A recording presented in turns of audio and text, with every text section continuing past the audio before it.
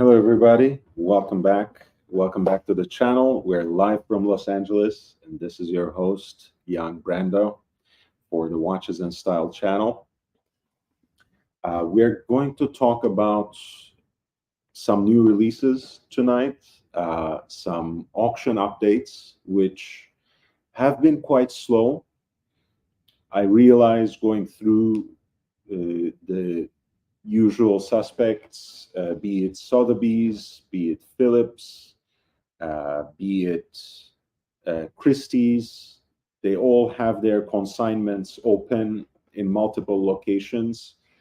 But even with a couple of weeks to go to the live events, some of the information is not live yet.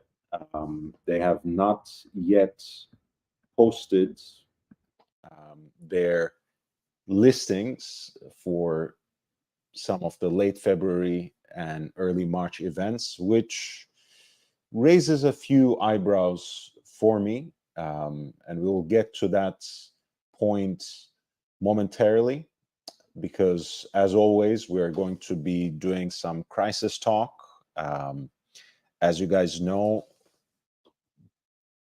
as a result of both an impending economic recession, which people don't necessarily want to name that, the geopolitical situation, and really the crash of Bitcoin, which had changed the landscape in watches and kind of propped them up as an investment, an asset class. All this narrative has simply come crumbling down over the last 2 years, and we're still living through the process, if not necessarily its after effects, but the unmatched and historic growth that the Swiss industry has experienced in the so-called post-pandemic era seems to be coming to an end. And of course, that is affecting the secondary markets. Of course, it is affecting the auction circuits. We're also going to be looking at some of the results, which can be quite indicative, because in Eichen Zurich recently had an entire auction that only focused on Rolex. And even then, the results were not particularly encouraging. And we'll talk about some of the details when it comes to that. We'll talk about the report that came out of the Federation for the Swiss watch industry, that has been covered almost immediately in Bloomberg. So we are going to read that, the aftermath of that report as well, and maybe at the end talk about some new releases.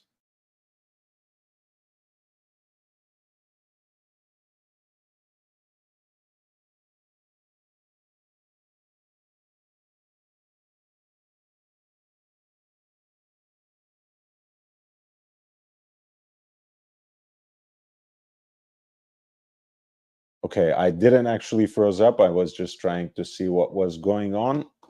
Jake Brooks, a member of the channel, $9.99. Thank you so much. Back, fist pumping to you.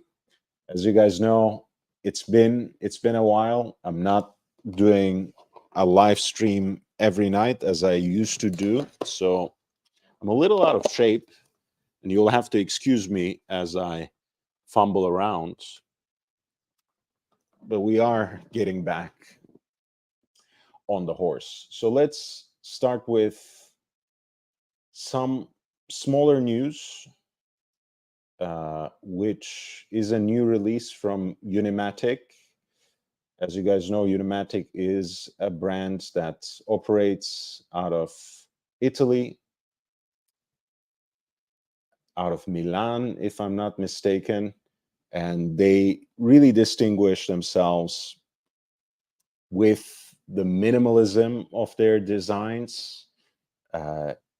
You would see a lot of their dive watches and even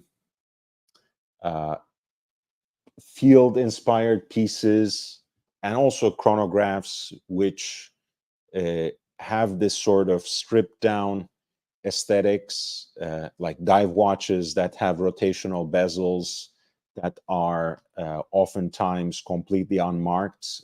These are more of an exception than the rule, the ones that you're seeing right now. They have come up with their Series 5, Modello 5, which they had introduced, I believe, through a limited edition that they did with Messina Lab last year. And these are 36 millimeter pieces, each of which are limited to 300 units, one in stainless steel.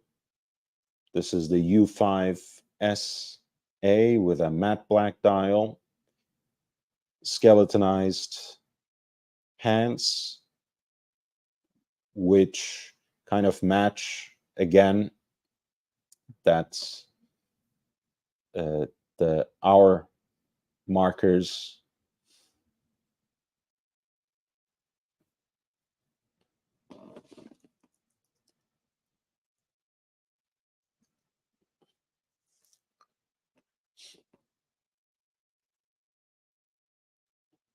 Both of the watches are 300 meters water resistant, so they are quite mighty for their size. 36 millimeters in diameter, 11 millimeters thick, which is quite reasonable. And with their lugs that are relatively long, but sloping downwards, they also have a 44 millimeter lug-to-lug length, which means they would both wear probably slightly larger than what the 36 millimeter diameter measuring would suggest. I think that that's an effect which would be only enhanced by the bezels, which are relatively slim, and the slightly angled rejo, which sheds the light or puts the focus on that dial. The pieces both come with a rubber strap and a leather strap, and this Peli case that has remained kind of a signature for the brand in presenting their watches that fit into that utilitarian, minimalist mold of a kind of postmodern tool watch, as it were. The stainless steel version is, I believe, 850 euros. And there's also a US 5N, which actually has a DLC coated case, so a little more of a blacked out look.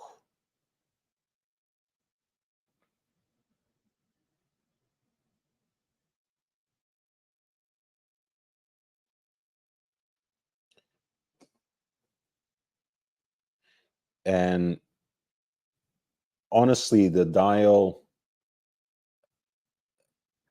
doesn't seem to be quite legible when it comes to the black DLC model.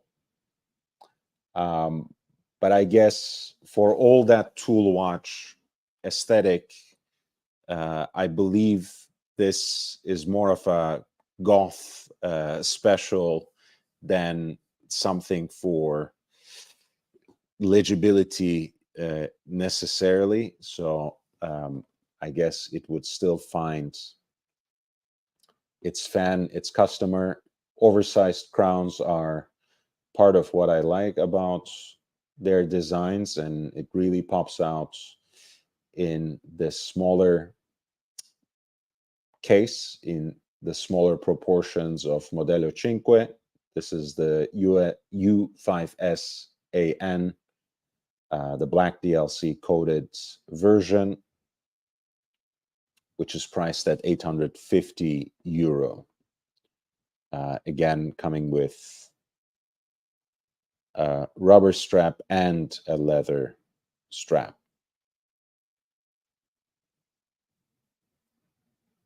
And once again, I mean, both the leather and the rubber straps are pretty no-nonsense. We're not talking about curved ends that sit flush to the case at this point.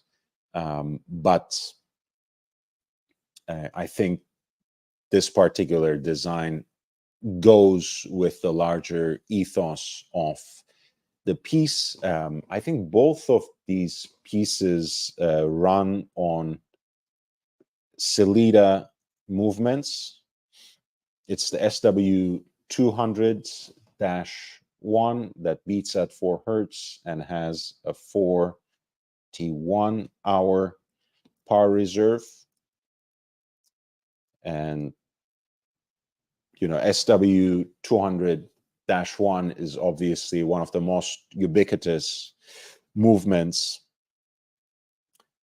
especially if you consider the fact that it is essentially a clone for the ETA 2824-2, which is even more ever present.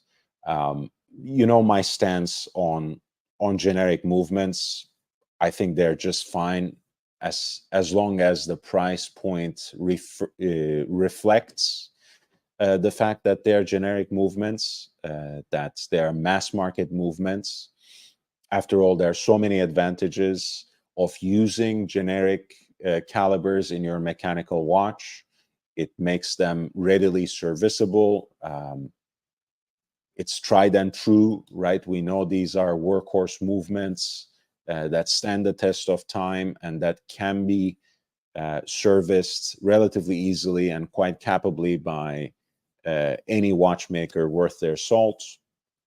So there's no problems there. I think the pricing of Unimatic is perhaps not as attractive as I would like personally. I would have preferred that minimalism in their design would have somehow carried over to the minimalism of their pricing as well. But unfortunately, that's not the case. But hey, I'm not making those sorts of financial decisions for Unimatic, and they usually release pieces in limited editions and you know, limited batches. So I'm sure they sell out pretty quickly at any rate. Cloud Ken, thank you. He's a member of the channel. Have a good night. I think I'll be here for about 2 more hours until midnight. Maybe if someone else joins, and I did put the link there. And you should feel absolutely free to jump on the panel if you like.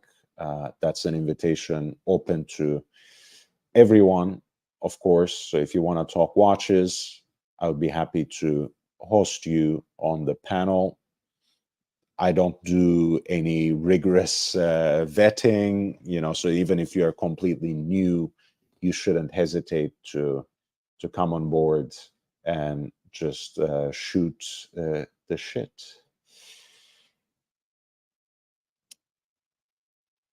What I really do want to talk about is the piece that has been just published on Bloomberg.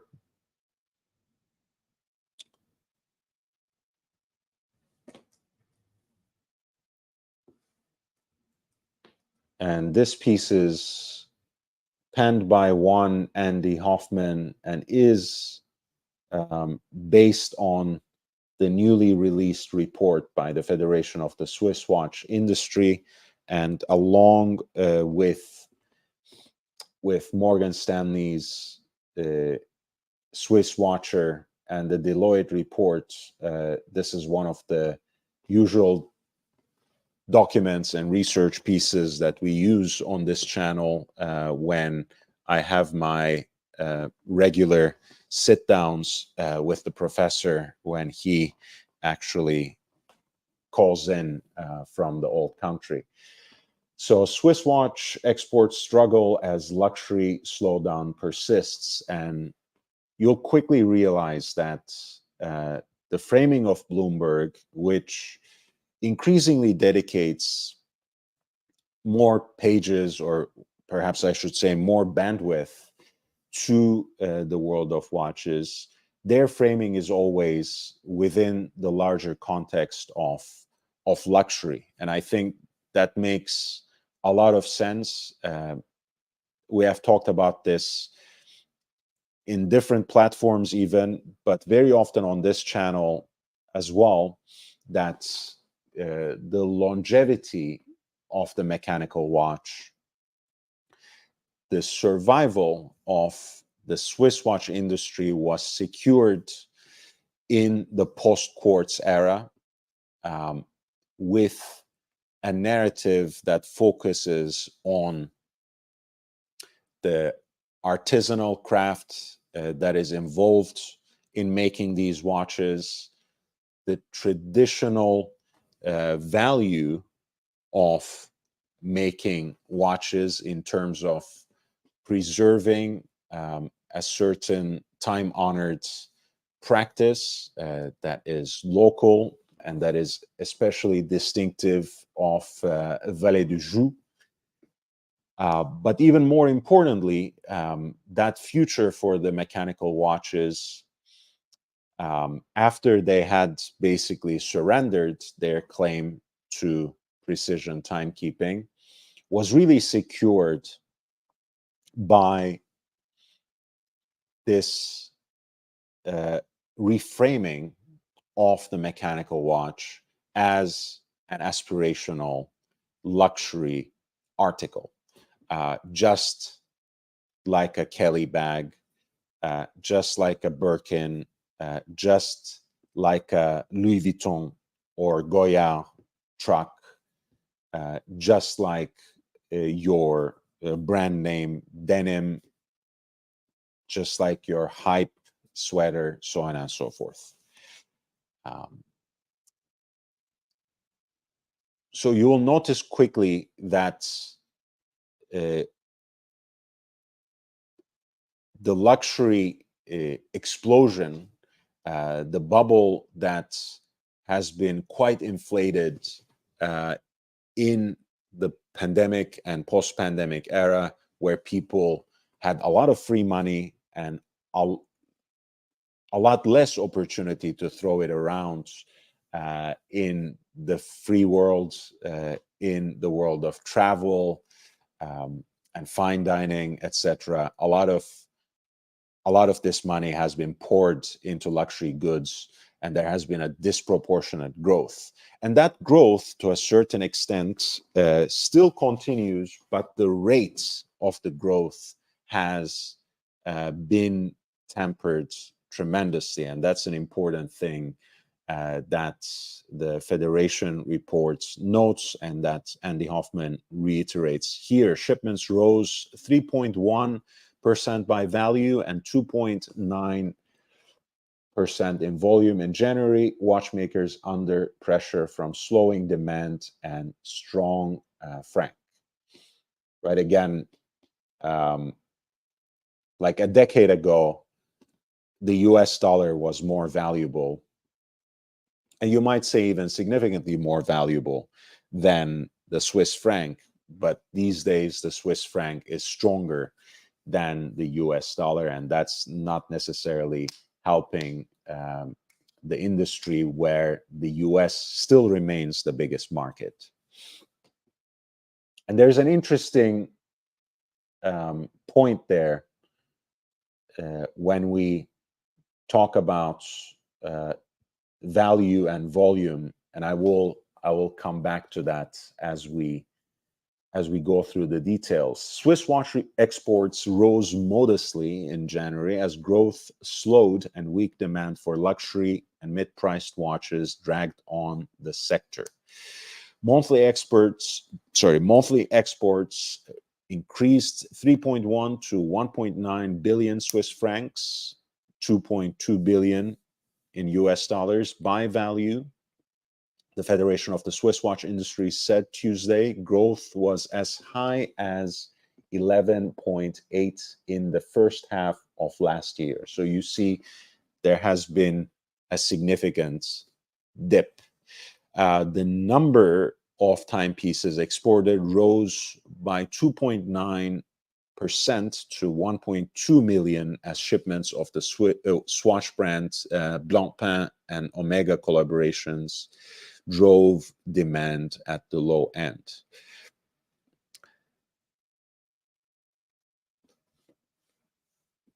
I'm not going to talk about that again, but that's an important data point, right? That's the low end of the markets. That's in terms of our diagnosis and also, of course, the observation of many beyond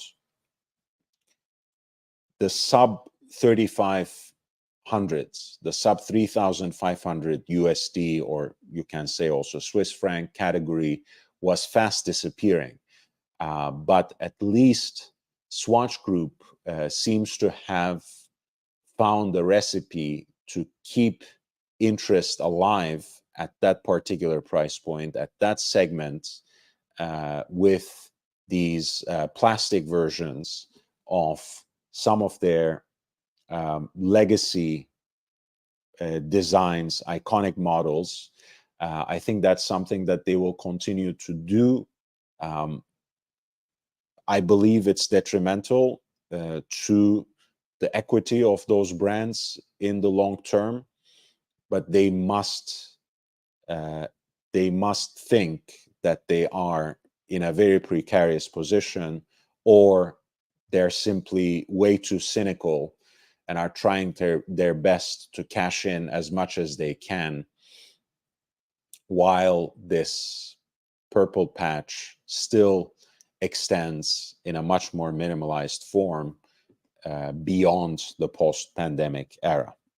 Citigroup analyst Thomas Chauvet said the numbers showed a weak start to the year. So they are battening down the hatches. Buyers of pricey Swiss watches are reining in spending and economic and geopolitical concerns after a pandemic era boom in demand. The strong value of the Swiss franc is also putting pressure on producers, which have raised prices to protect margins. Some consumers are now balking at higher prices, and that has been actually a long-term trend, even before the pandemic, right? We were already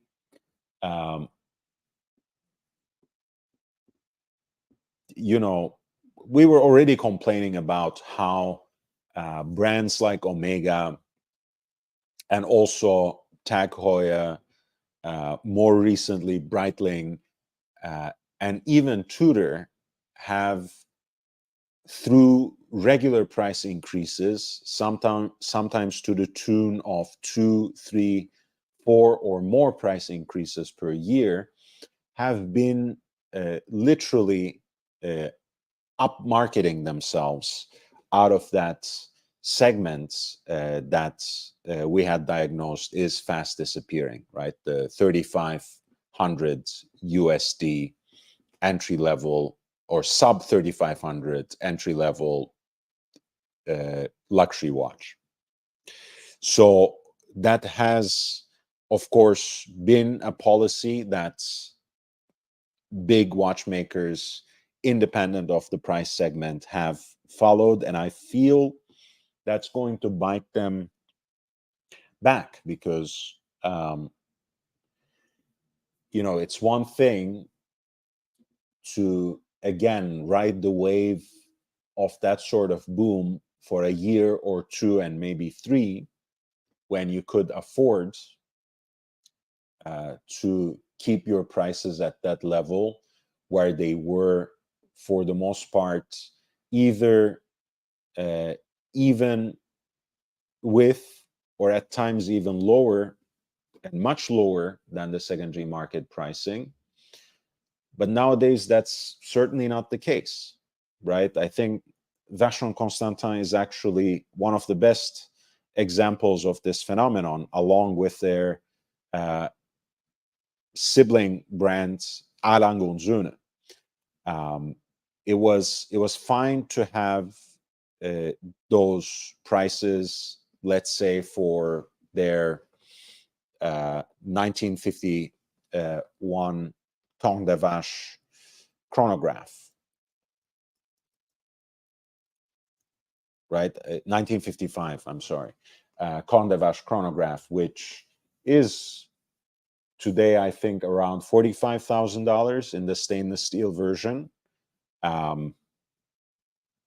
You can easily find an example of that for 35,000 on the secondary markets. For the overseas, these things used to go for considerable premiums, especially the blue dial version of the time and dates model. Nowadays, it's basically even with the retail price.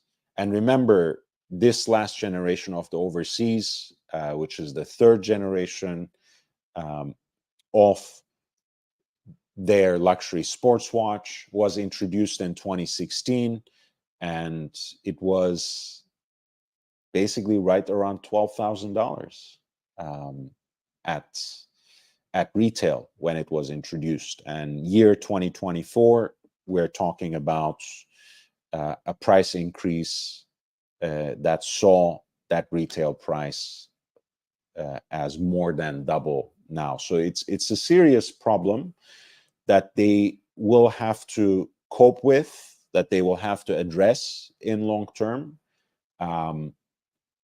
I think they would hesitate and shy away from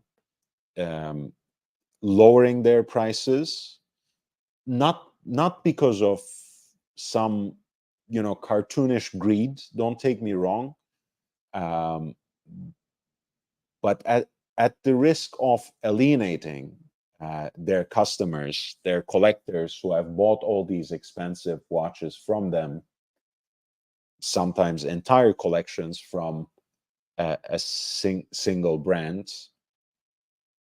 Would really hurt to see those prices being significantly slashed right after they have perhaps made a major purchase with this sort of brand. So I think increasingly they're going to find themselves in a place to bring some added value to those high ticket items.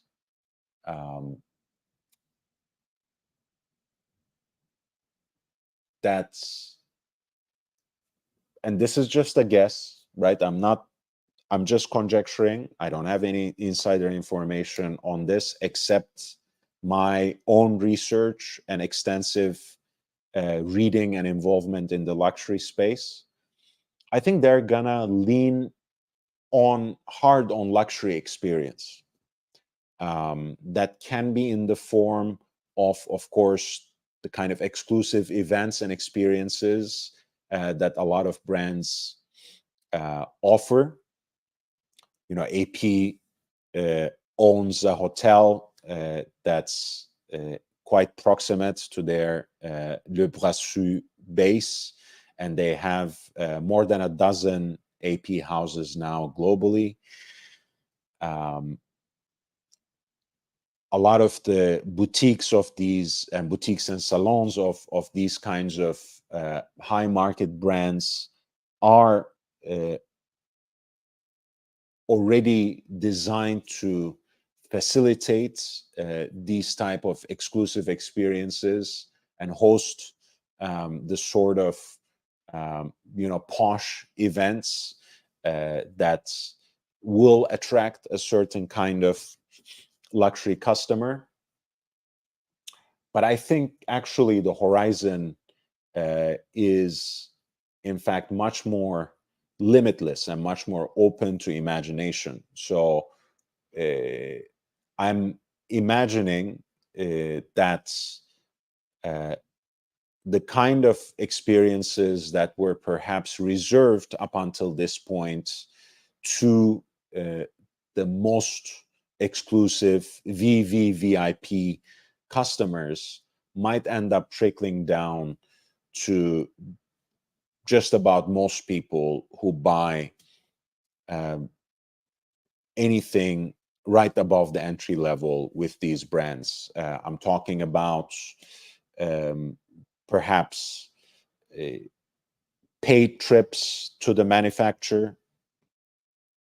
I'm talking about perhaps heavily subsidized or even free trips for a certain scale of a customer that will include some sort of exclusive experience.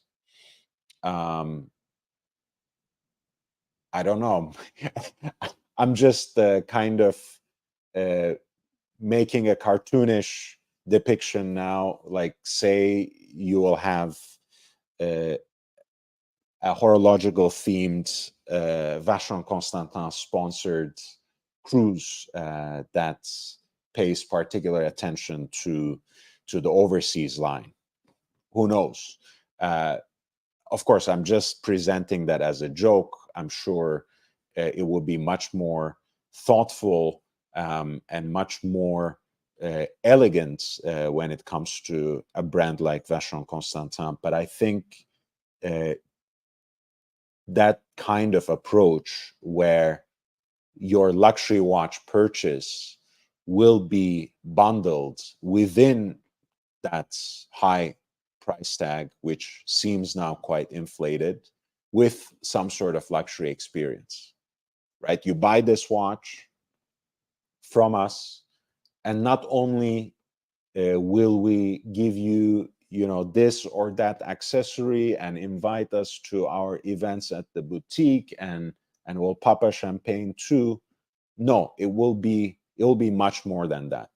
You buy the overseas, you will get to spend an entire evening with our watchmaker here, and right around the time of Watches and Wonders, we'll also fly you to Switzerland, where you can take a tour of the manufacturer, see some of the watchmakers who worked on your watch, and hey, maybe that leads to something else, right? I think the carrots of getting another allocation, and another allocation will not quite work as well and as widely in this era of austerity, where people have a hard time justifying a single purchase. So now that whole idea of bundling that actually used to come in the form of you have to buy this, that, and that other watch to be able to buy this watch that you really want, will be turned on its head, where they will say, please buy this watch, and we will include this luxury experience and this exclusive events package in it for you, because you buy it from us, because you become thereby our customer.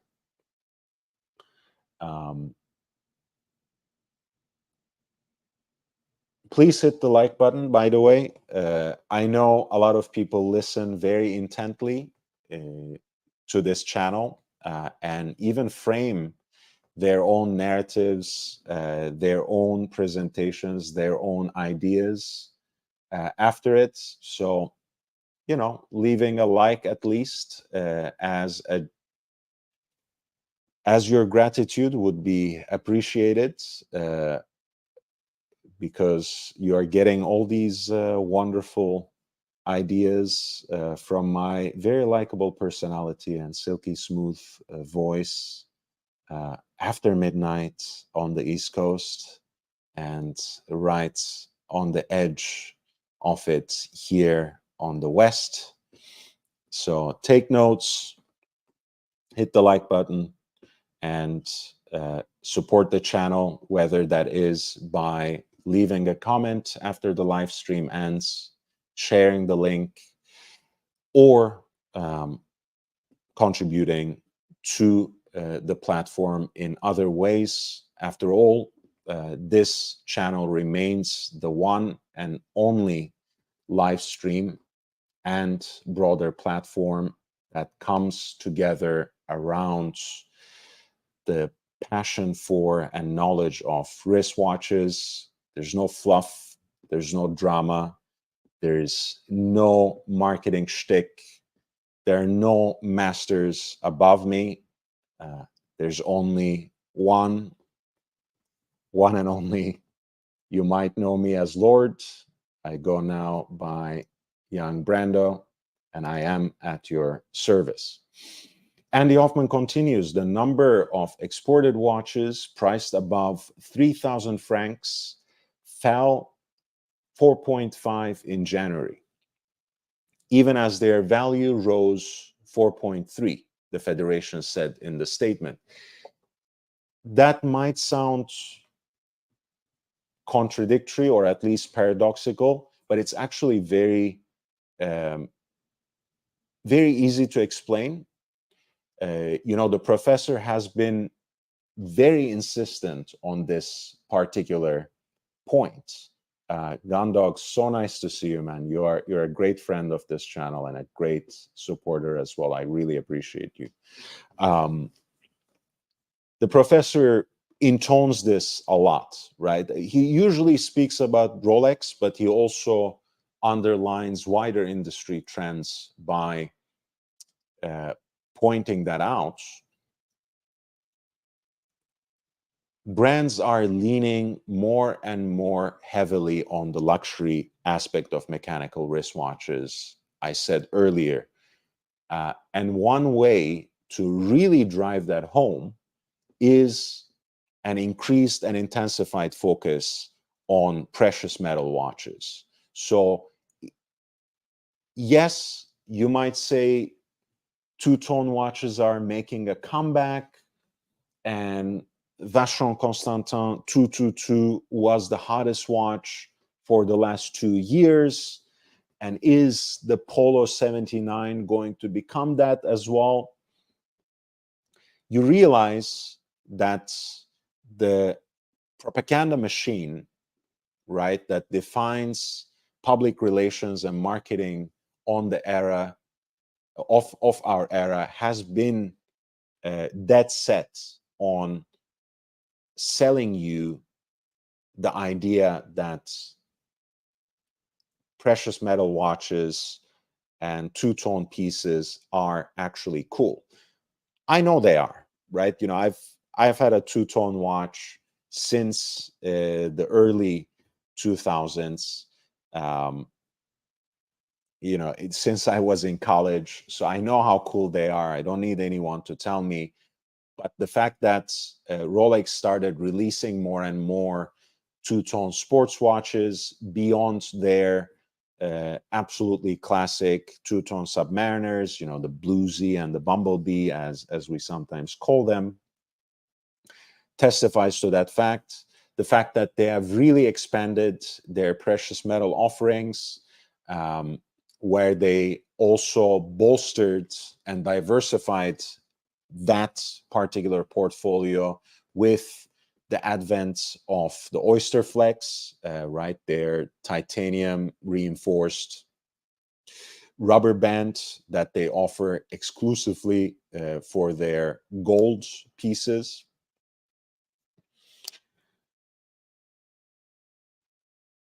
Essentially, this is the trend. They are going to sell perhaps less and less watches. I'm not talking about Rolex, but about the trend here, right? As the market inevitably shrinks, as the bubble has burst, they have to contend with the fact that the Swiss have to contend with the fact that they will sell less and less watches, but the watches they sell will be increasingly big ticket items, big ticket watches. And what's the easiest way of justifying that sort of price jump, that sort of up marketing, that sort of inflated tag?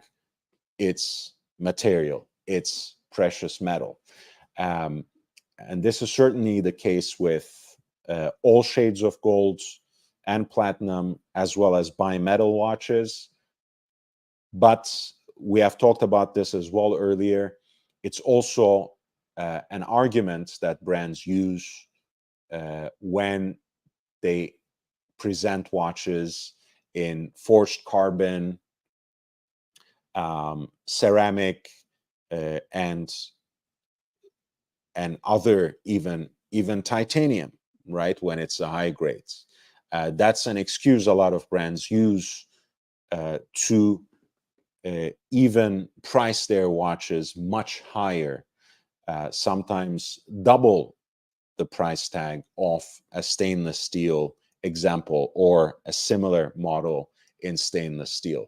So that's why they might be selling less watches. That's why the number of exported watches priced above 3,000 francs fell by 4.5% in January, even as the Swiss ended up making more money because they're increasingly selling more precious metal watches, or at least convincing some of their clients, some of their customer base to buy bimetal two-tone pieces. At the same time, the number of watches exported in a wholesale price of less than 200 francs surged by 5.5%, driven by Swatch Group's namesake brand. And that's where the Blancpain System 51, the Scuba 51 watches, and the Moon swatches come into play. Exports to the US, still the biggest market for Swiss timepieces, rose by a modest 2.2 by value. And again, describing the decrease in volume and increase in value, having described that disparity, that seems even more modest. Mainland China exports gained 5% by value, whereas shipments to Hong Kong fell 4.7%. Exports of watches hit a record 26.7 billion francs by value in 2023, but the rate of sales growth slumped to just 3.6% in the second half of the year as consumers pulled back. So once again, we might see these sorts of modest, even minimal increases in terms of the value of Swiss horological exports, even through this year. However, the numbers are dropping, the volume is shrinking, and it seems the trend to upmarket will continue industry-wide in terms of both continuing to increase prices for entry-level and stainless steel models, but also finding different ways of convincing their already existing and luxury customers to buy higher ticket items, to buy precious metal pieces. And I want to, before I finish this article, I also want to point you to this ridiculous article that Bloomberg had published earlier called Jewelry Watch Investments, which is obviously a contradiction in terms, right? Unless you're talking about a gem set sports Rolex, 90% of jewelry watches that you buy are practically dead on arrival.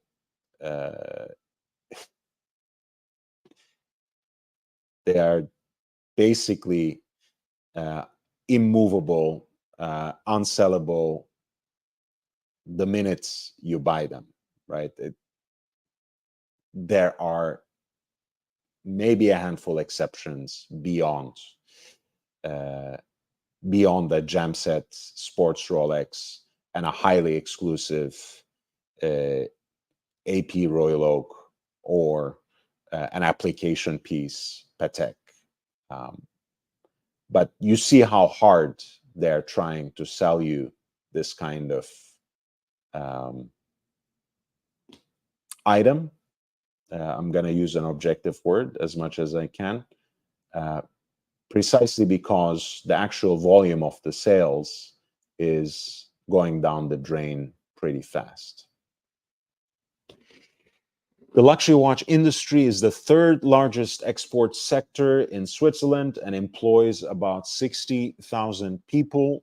High-end watchmakers from Rolex to Patek Philippe and Vacheron Constantin are set to unveil new models at the annual Watches and Wonders Fair in Geneva in April.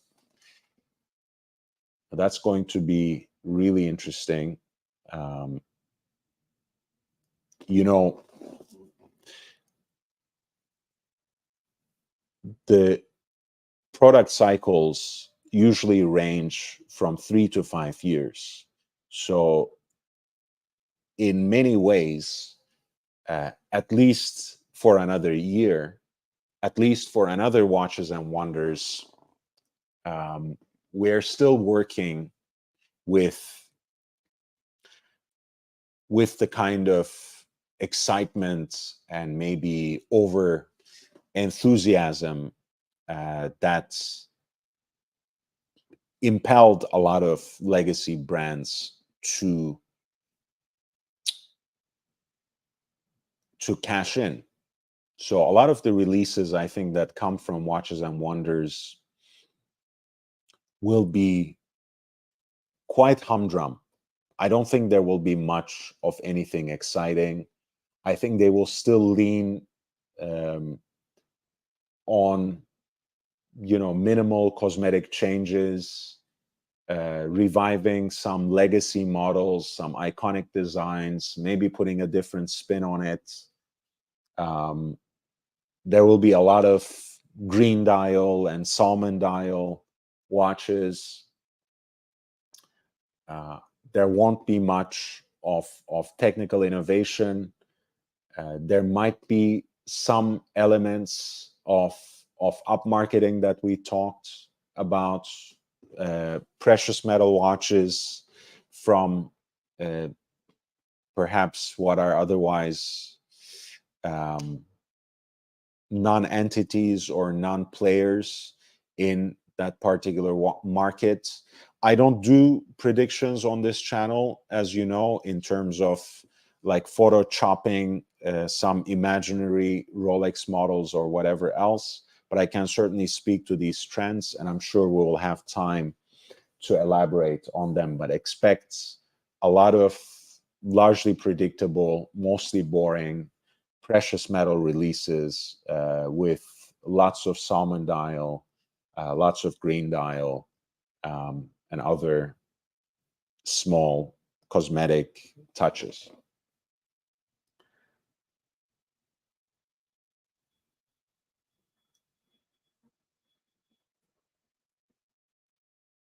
All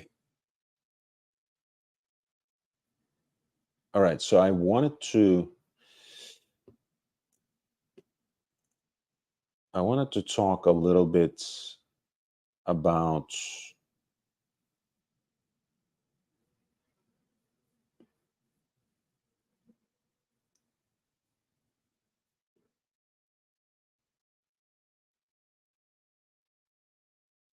some of the auction news.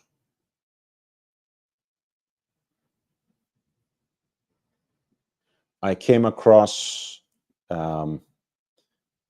Sly appears on this channel and on my Instagram every so often, but I came across one of his Panerai pieces that was listed at a prop store auction. This is a smaller auction house that, as you can see, and as is pretty self-evident, that focuses on movie props. I think they have an outpost in Los Angeles. They might have been originally based in London, if I'm not mistaken.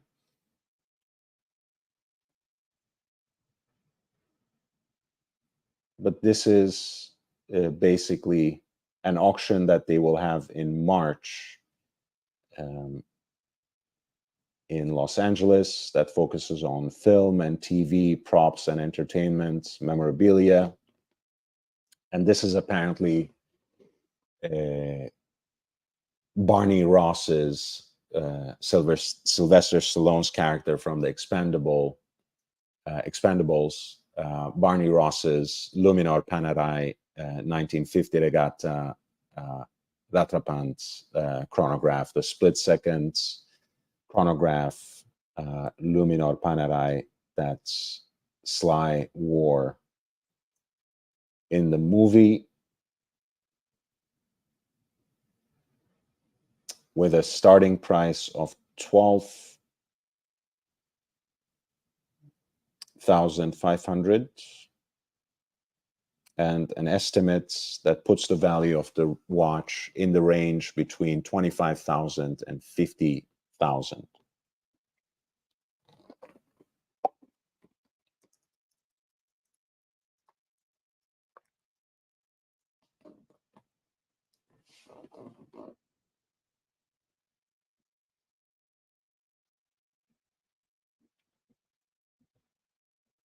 I think for what it's worth, the watch itself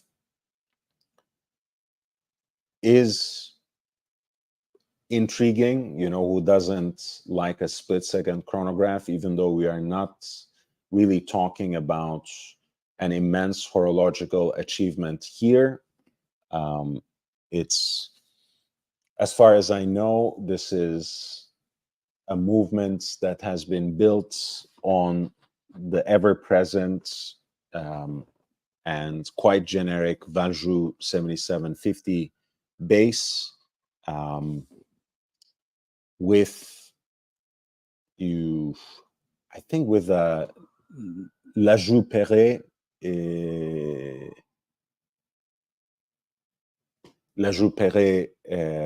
modification on it, with a Lajoux Perret module on it, which, for what it's worth, changes the movement to a column wheel chronograph rather than the cam system that is usually the feature on the Valjoux 7750.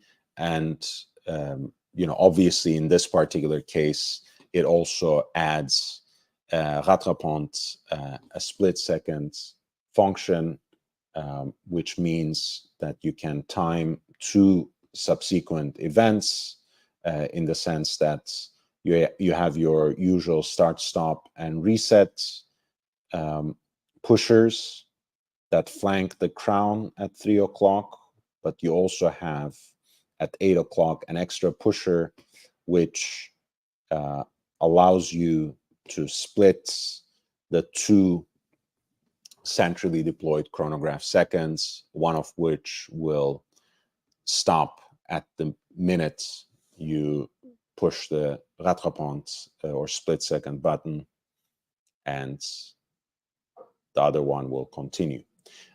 This particular piece, is therefore a little more than a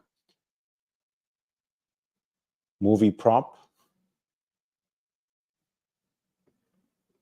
So it does have some sort of horological interest as well. I believe it is something that was previously sold in a similar auction by Julian's, which is another Los Angeles-based auction house.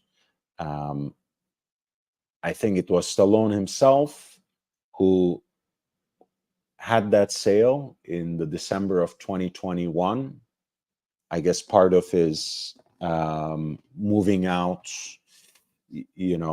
proceedings, since he is in Florida now and no longer resident full time in California.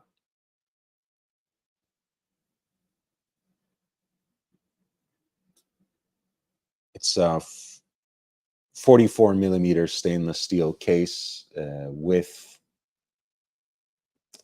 I believe, PVD covering.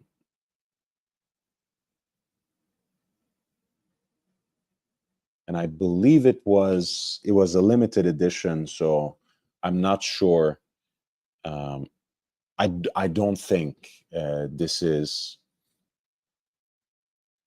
at Panerai's catalog anymore.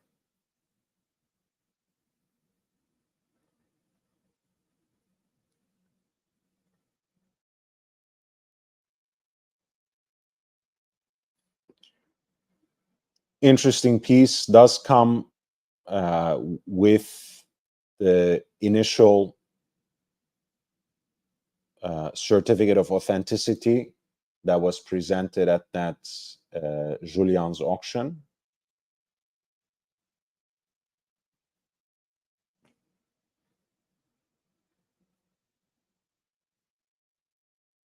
And that Panerai traveling case that you saw. A copy of the original Julian's letter of authenticity will be provided to the winning bidder. So quite an interesting piece.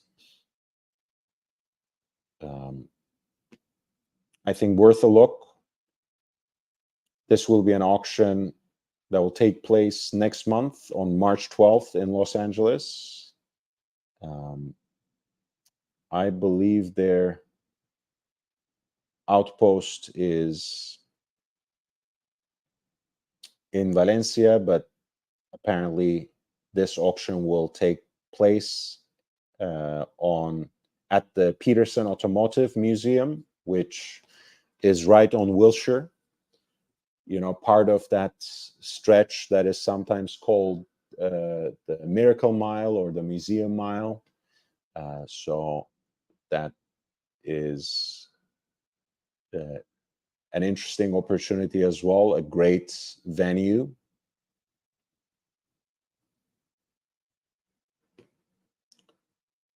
And that is lot number 95 from Stallone's personal collection. This is Barney Ross's watch from the Expendables, a Luminor Panerai 1950 Regatta split-second chronograph with a starting bid of $12,500 and an estimated value of $25,000 to $50,000. Yeah, that's great. I pass by it almost every day, Goonie. I pass by it almost every day.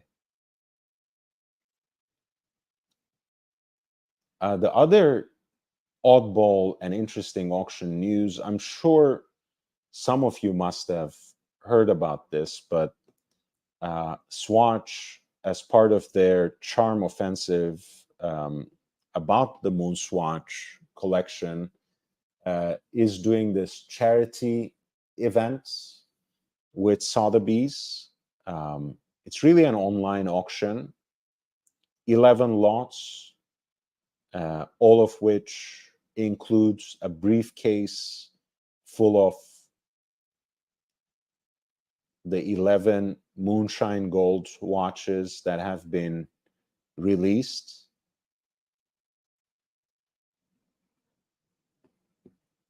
each dedicated to one of the cities that served as the venue of those releases.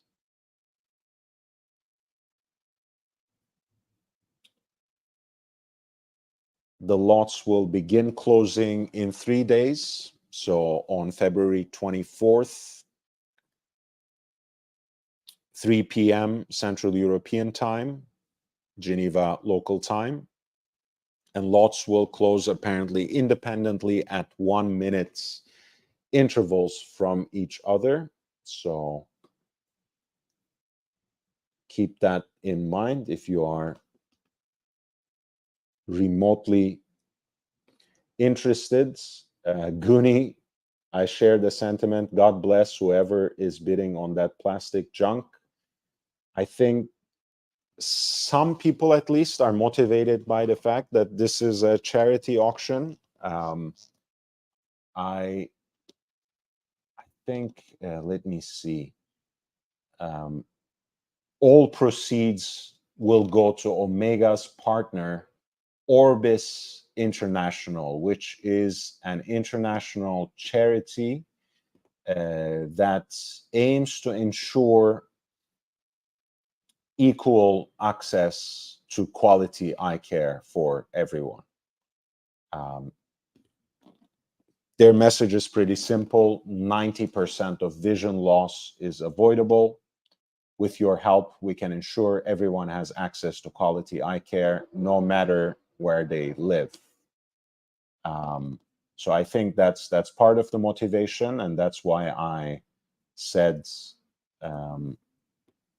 it's part of their charm offensive, because I think Swatch knows how cynical their move is in making these moon swatches, in making the Thrifty Fathoms collaboration with Blancpain.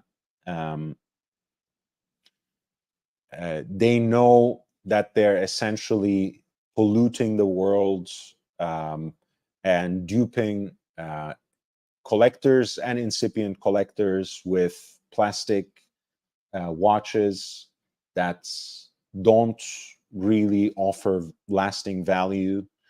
So they are finding ways of marketing this as some sort of generous gesture that, on the one hand, is democratizing, the joy people have in horology, as if we don't have already a wealth of accessible brands that make excellent mechanical watches that will stand the test of time. And they're also doing these sorts of public events where they're trying to garner positive publicity by associating their name and their products with a charity. And who can oppose that, right? Who can oppose the effort of making healthcare accessible to more? Who can be against people avoiding their loss of vision, right? A potential skirting a potential loss of vision. I mean, it would be insane to oppose something like that, right? So they're getting certain things right. Number one is the briefcase for the Sydney edition. Once again, all of these briefcases include all 11 watches, but they're each finally branded with the name of one of the cities that served as a venue.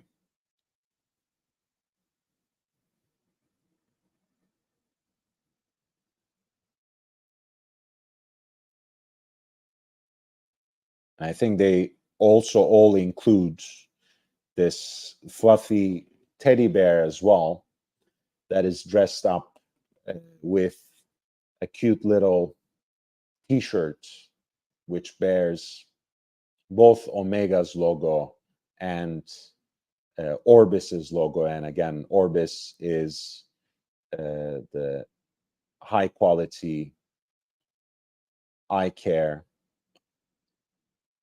accessible to everyone. That's their mission. That's their purpose as identified in their mission statements.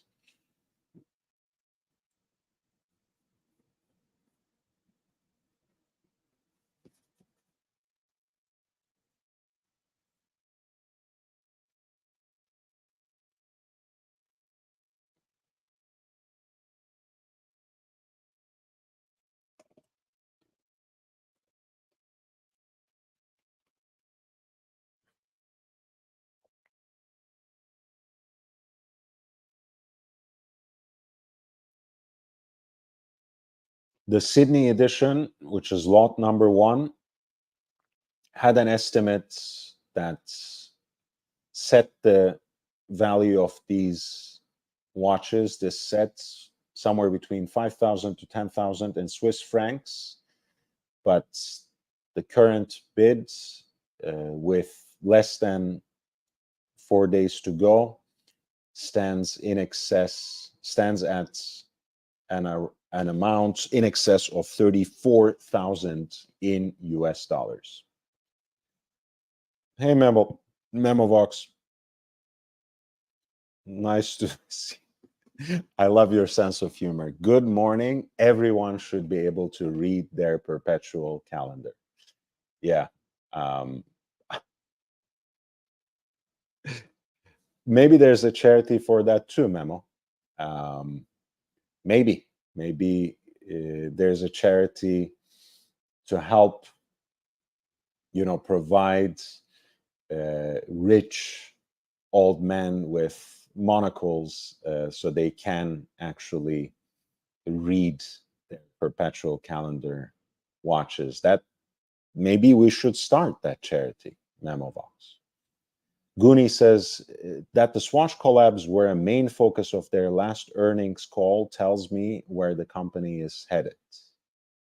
Yeah, to the plastic junkyard that you indicated earlier, Goonie. Lots number 2 is the Beijing edition. Again, a set that includes all the 11 watches, this time stamped with the 3-letter codes for Beijing. The first set was Sydney. The estimate for this set too was 5,000 to 10,000 Swiss francs. But again, with more than 3 days to go, the current bid stands in excess of 36,000 in US dollars. Number 3 is Paris. Again, we have the same watch at hand. This time the cases are stamped with the 3-letter airport code, CDG, for Charles de Gaulle.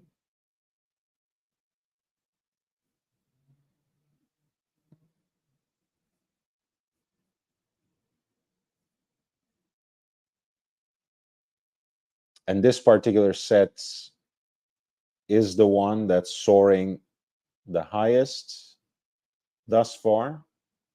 Lot number 3, the Paris edition briefcase that includes all the 11 Moonshine Gold moon swatches, is currently being bid at an amount in excess of 43,000 US dollars.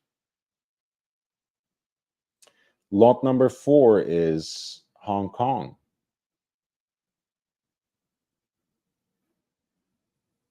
Again, the airport codes, the 3-letter code that adorns the cases is HKG.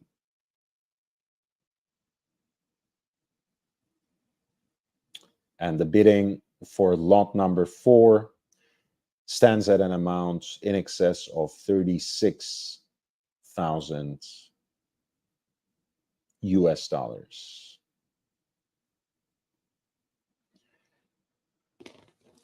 Lot number 5 is Milan.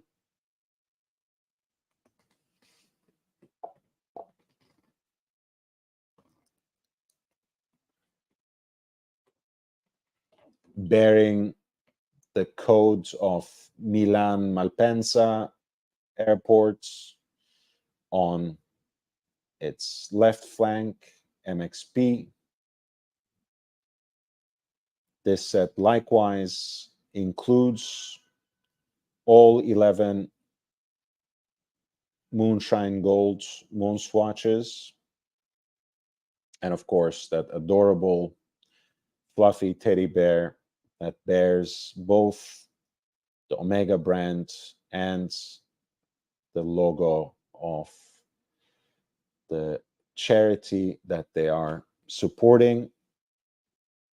Lot number 5, the Milan edition, is currently being bid at about 40,000 US dollars, with more than 3 days to go until closing. Again, this is all these lots were put up on auction at no reserve. The bids are taken online,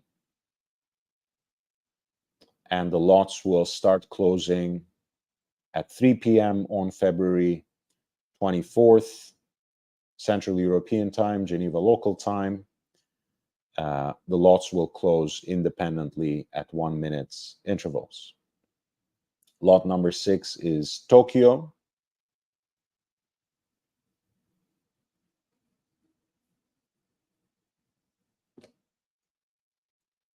Once again, you have the Haneda airport's codes, the local airports stamped on the left flank of the watch cases.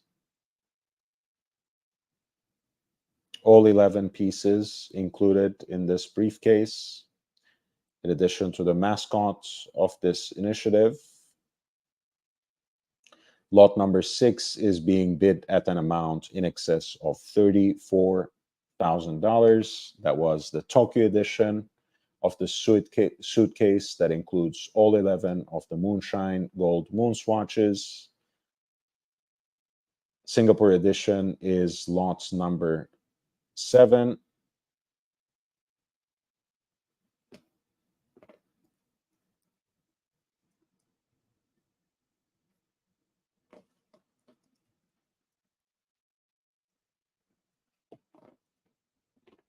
That's the Singapore Changi Airport's SIN. Lot number 7, with more than 3 days to go, is being bid at 34,000 in US dollars.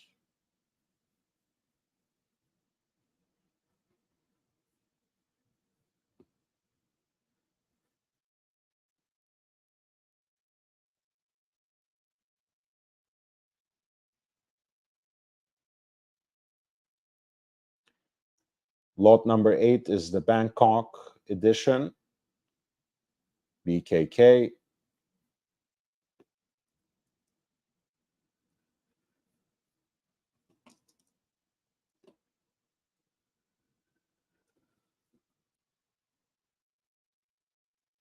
All 11 watches with the stuffed toy, the full briefcase of the Bangkok edition. That's lot number 8, being bid in excess of 36,000 US dollars. The London edition,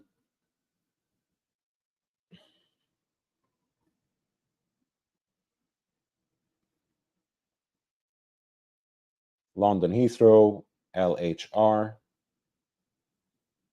that's being bid at around $40,000 with about 3 days to go.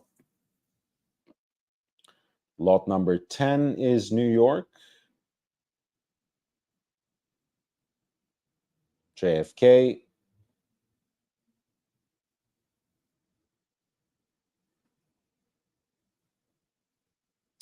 and that's being bid at an amount even higher than the Paris edition that we saw. A little more than 3 days to go. The New York edition is being bid at an amount in excess of 51,000 US dollars. That's lot 10.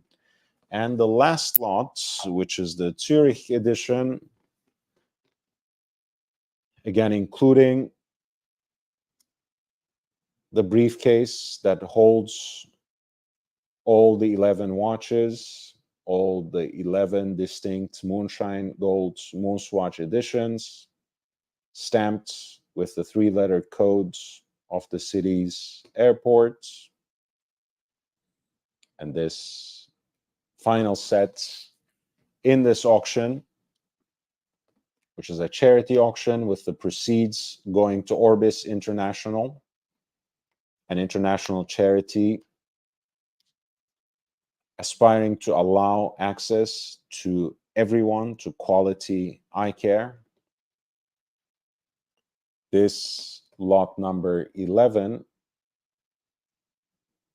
is currently being bid at an amount around $40,000 as well.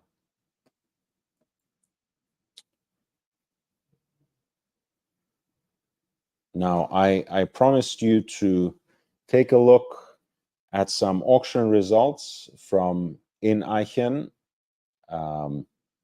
I'll do a short introduction, and then I'll take a short break, and then I'll be with you until midnight.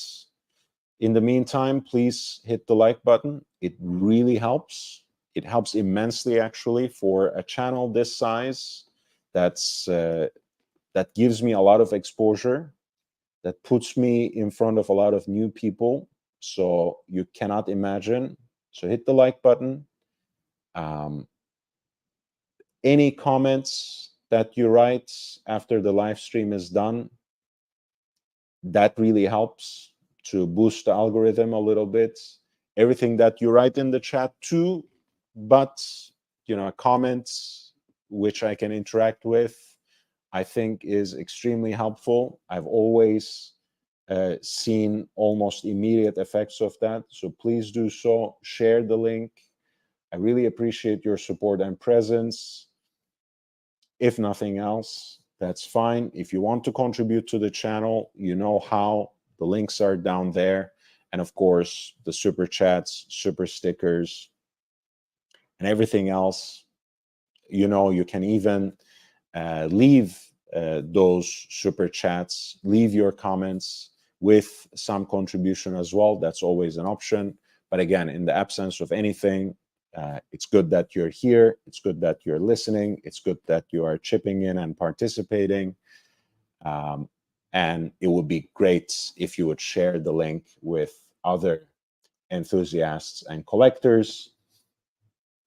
And those of you who have been here already know why I plug the channel, why I do this shtick, why I do my shill once every so often, because this channel is independent. It has no masters. And I think that's a privilege for me. It allows me to speak my mind.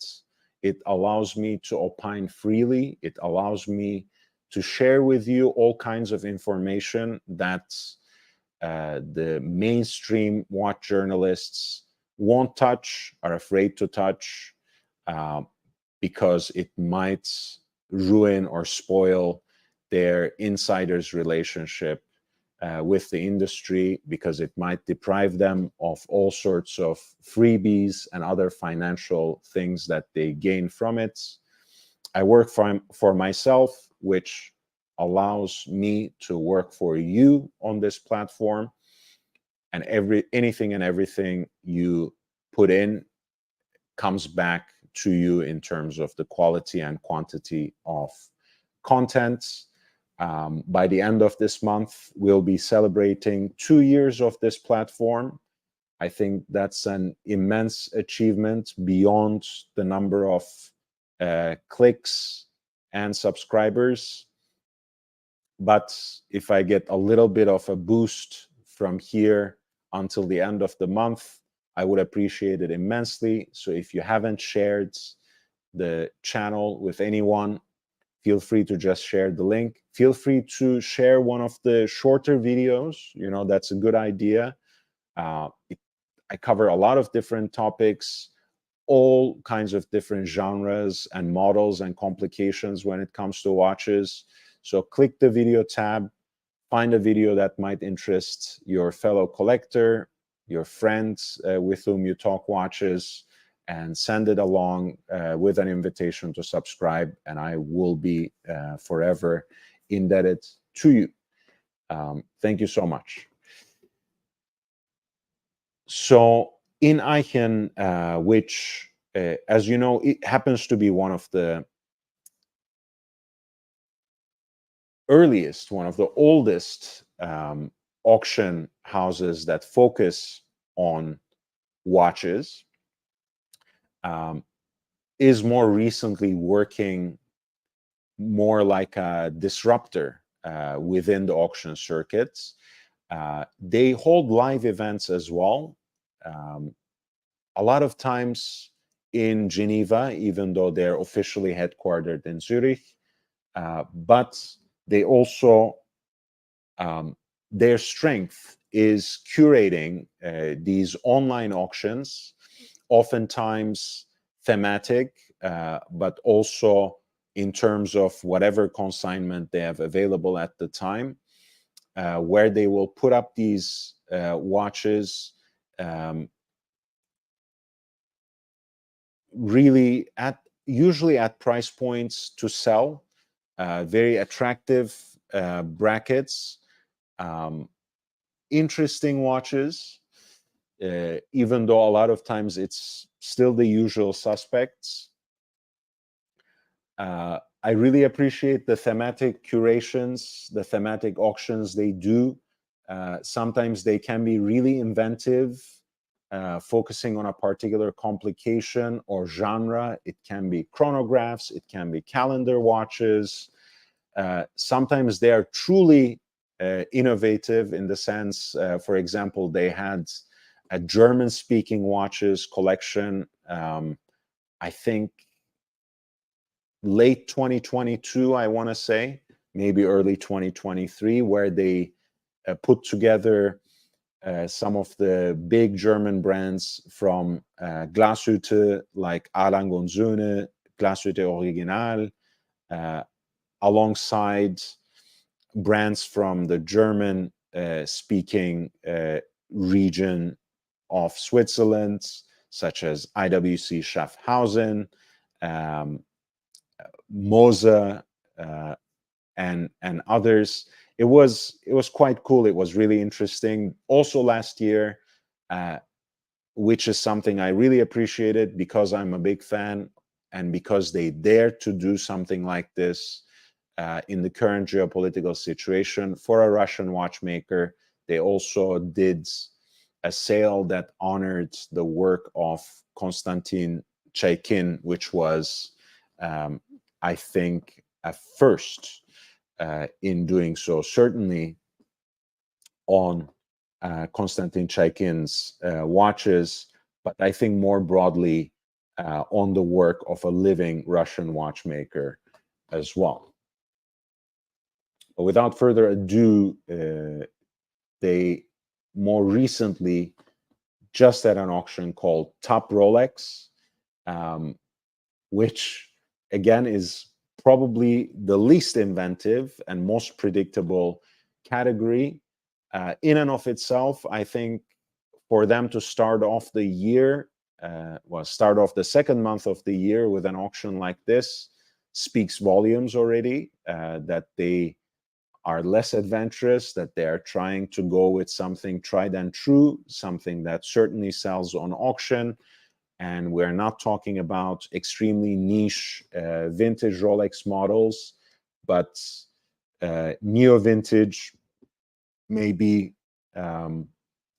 and more contemporary pieces that usually perform relatively well on the secondary market.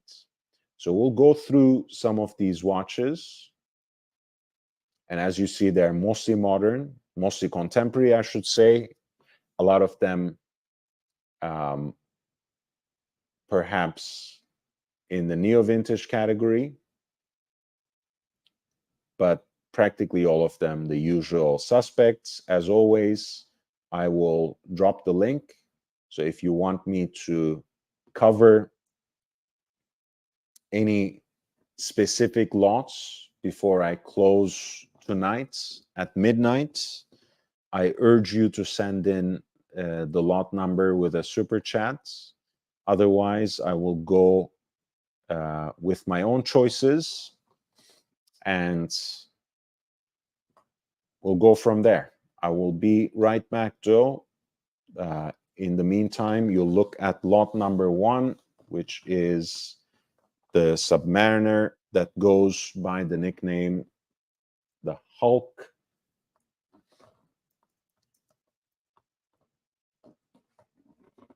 Which was discontinued in 2020 and has had an interesting fate on the secondary market, which we will discuss.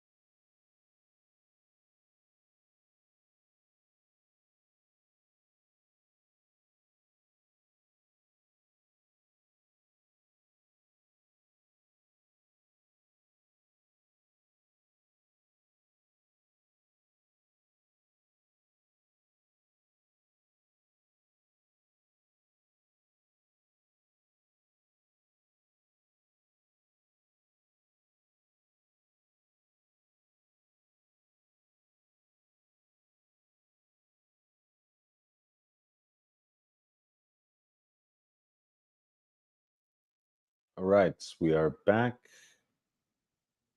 And this is lot 1 of the top Rolex auction by In Eichen Zurich. The auction is already over. It's taken place between February 7 and February 19. This is a watch that did not sell. It had a buy it now price of 22,700, which could have ended the auction at any minute. It's presented as a mint piece, very good condition with small signs of wear.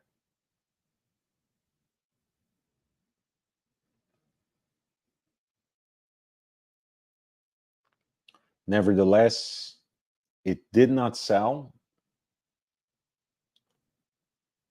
It had a starting bid of 11,350. Reserve was not met, and the maximum bid stood at 18,750.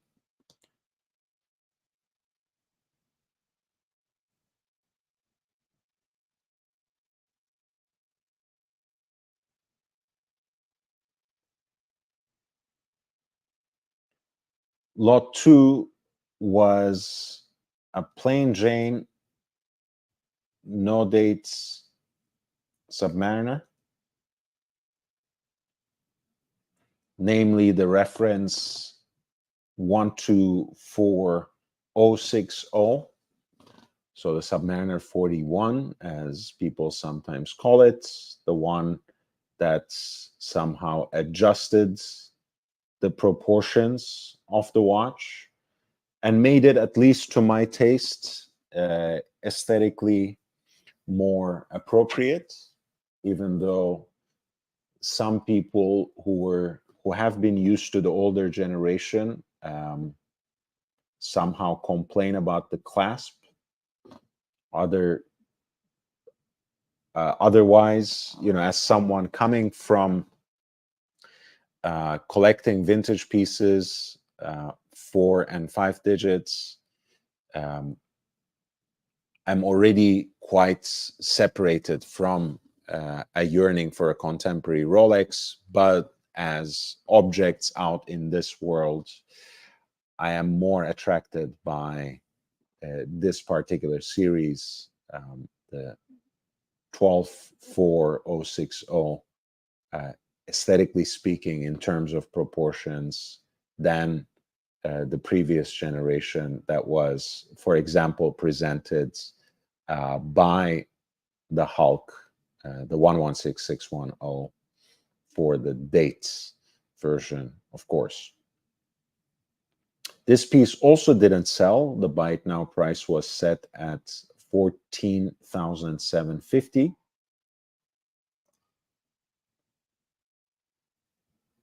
The reserve was not met.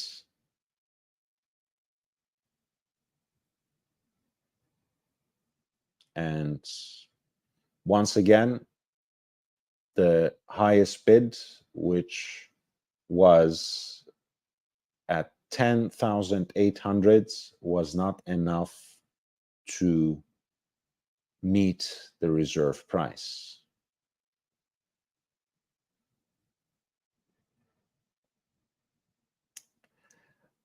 At lot number 4, there was a so-called Kermit.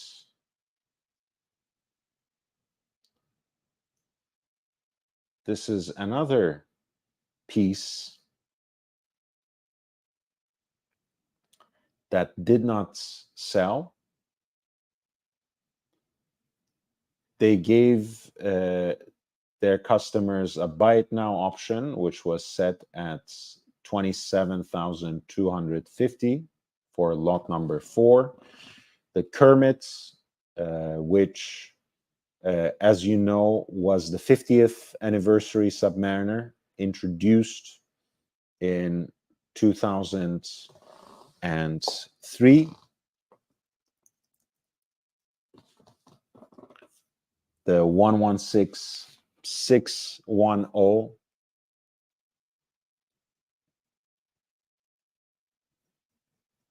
LV.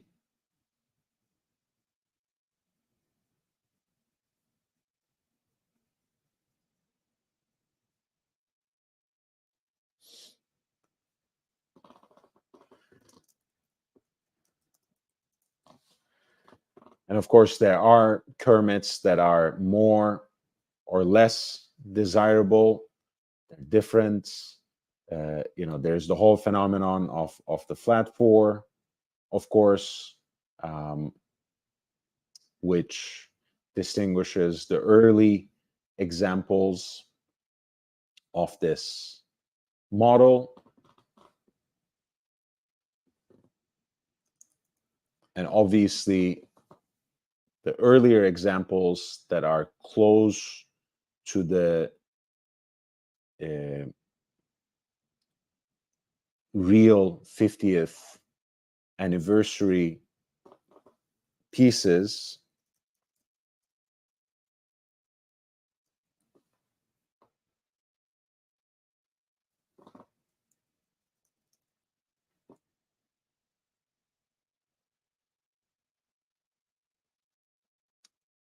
which are obviously the Y and F serials, are more desirable. In this case, this was a Y serial piece.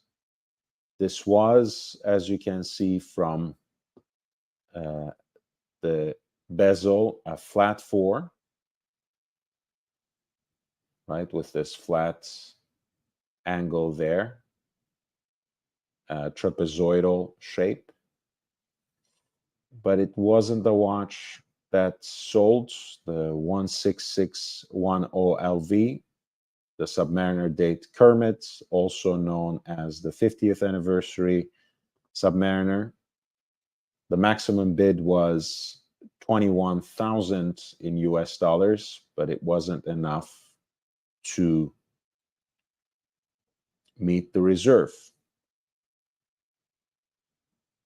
A Memovox summarizes for us, out of the 50 lots, 39 of them did not meet the reserve. And as you can see, the first 3 lots that I looked at, because I skipped over this custom number here that doesn't attract me in the slightest, all 3 were not sold. Finally, we have a watch that sells, a 5-digit Submariner date at lot number 5. This is 16610, an absolute classic.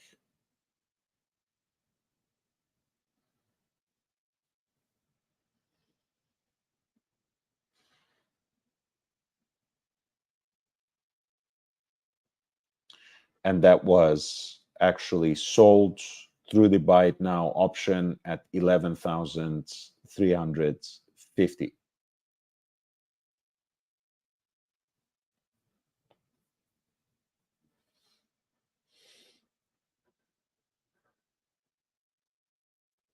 The so-called Starbucks at 6. This is basically a model that harkens back to that 16610LV that we were looking at, the anniversary model, as part of the new series that was introduced with the new proportions after the discontinuation of the Hulk. This one actually has a black dial and a green bezel, this time in Cerachrome, of course. The buy it now option was set at 19,300. However, with the maximum bid at 16,450, this watch did not meet, this lot did not meet its reserve price and actually went unsold.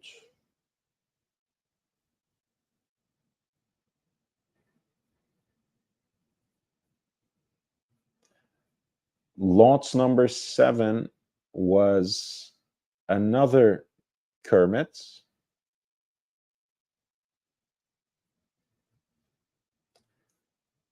This one is an M serial, which,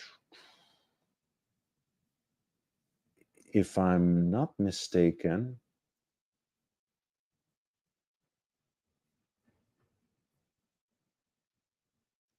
puts it around 2008, 2007. So not the most desirable.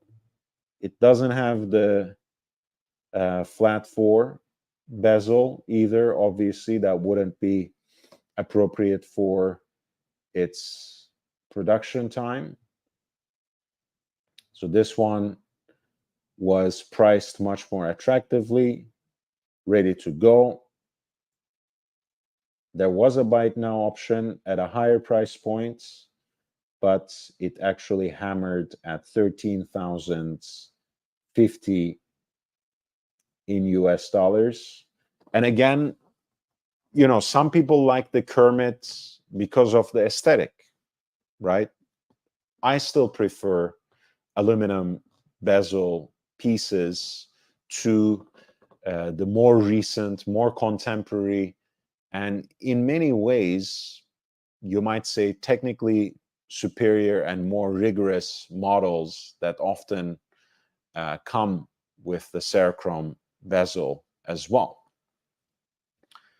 For those of us who are looking only for the aesthetics and who have a preference or affinity for these 5-digit pieces and their aluminum bezels that each have their own character, their unique tints, their particular trajectory in taking on patina and fading, this could be an interesting purchase. Of course, the purist, quote unquote, the real collector would go for the Y serial, really, or an F serial to get a true 50th anniversary model with the flat 4 on the bezel. But for a lot of people, this would be just as serviceable. And for that price point is not too bad. Again, because in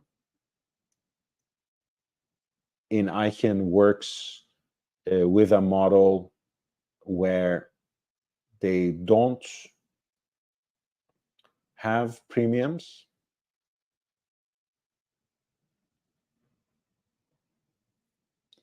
I don't think that's a policy that they changed. I don't think there are buyer's premiums. So that's quite an attractive price. I want to let you know I have about 15 more minutes to go. So please hit the like button if you are on your way out for whatever reason. But if you would like to discuss any one of these lots, or if you want to direct your questions to me before I go offline for the night, please feel free to send them in. Another piece that didn't sell was a Current Bluesy, which is the two-tone Submariner with the blue bezel and the blue dial. This is the reference 126613, the last digit indicating the bimetal construction of the watch.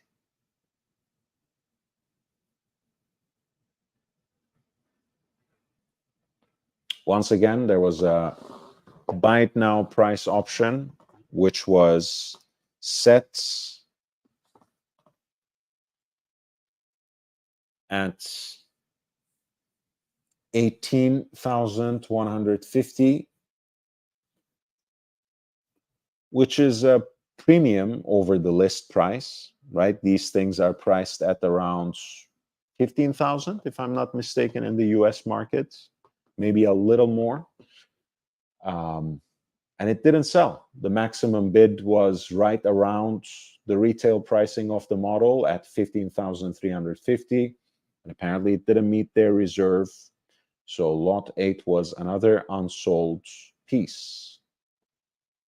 Lot 9 is yet another two-tone Submariner.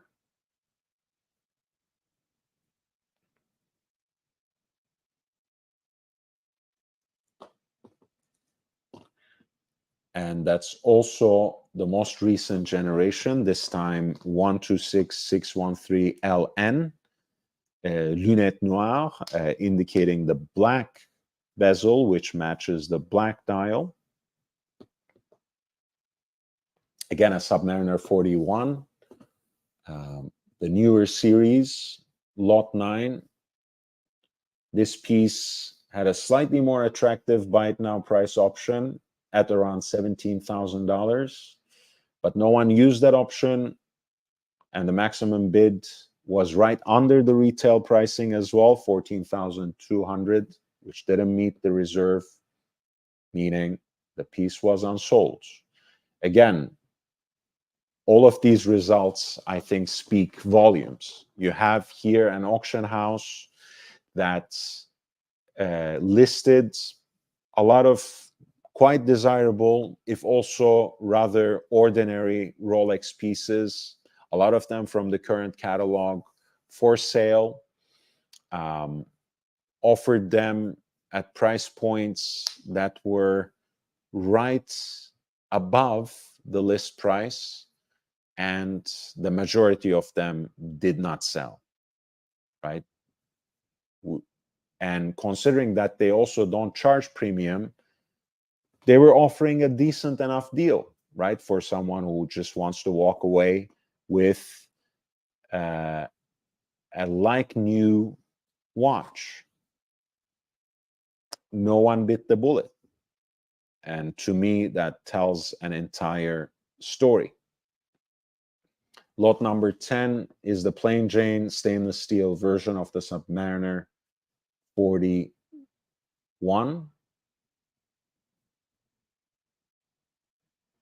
12661 OLN.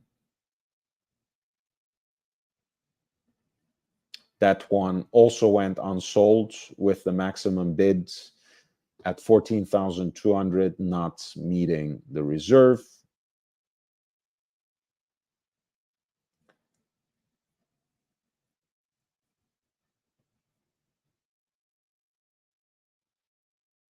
Lot number 11 is a James Cameron Sea Dweller Deep Sea 116660. This is this deep sea with the gradient blue to black dial, and that's moss green deep sea signature, which is remembered by the collectors as the James Cameron. As you guys know, James Cameron is an ambassador of the brand and has a kind of extended love affair with Rolex dive watches. And in fact, also has a whole adventure, as you guys know, that has been commemorated with Rolex's first titanium watch, the Deep Sea Challenge, the 50-meter piece that was literally modeled after the timepiece that was strapped on the vessel on the Deep Sea Challenger that James Cameron manned to go down to the Mariana Trench.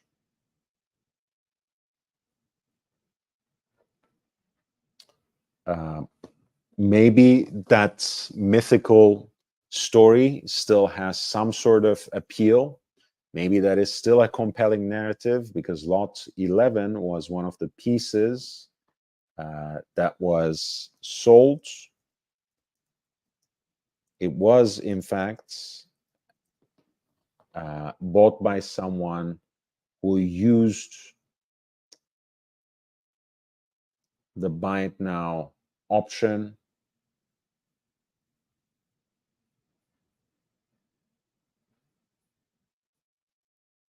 and that was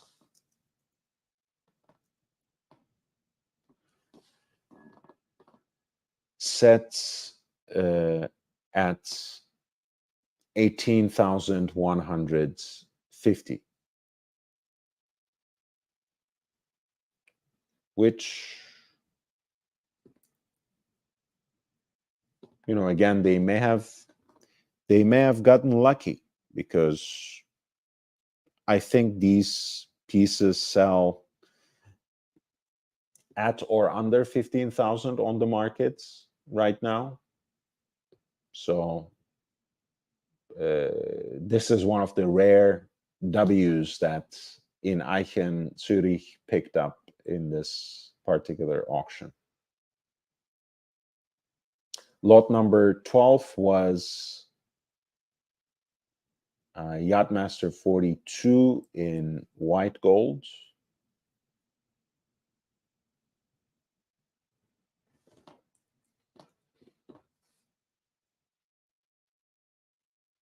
This is the reference 226659.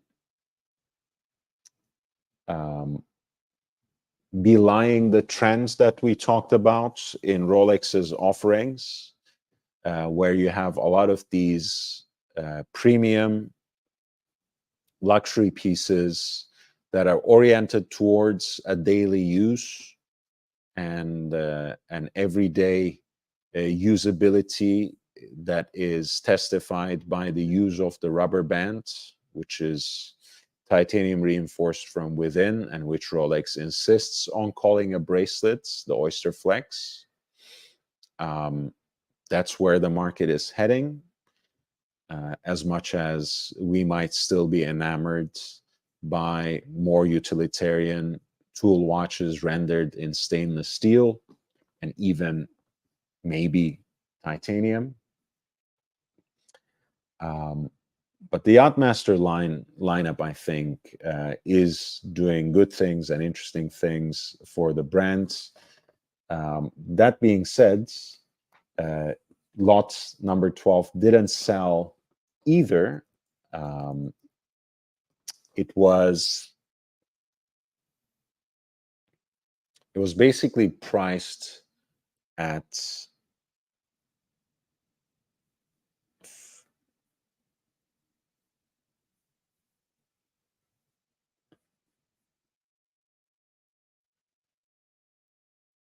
at 40, what is it? Sorry, 37,450, which is a premium over the list price for a model that is still under production. And the highest that people wanted to go was right under $30,000, which is more or less, I think, the list price as well. So again, another lesson in how people don't want to pay over list for Rolex watches anymore, unless they're one of the very exclusive pieces that are genuinely hard to get.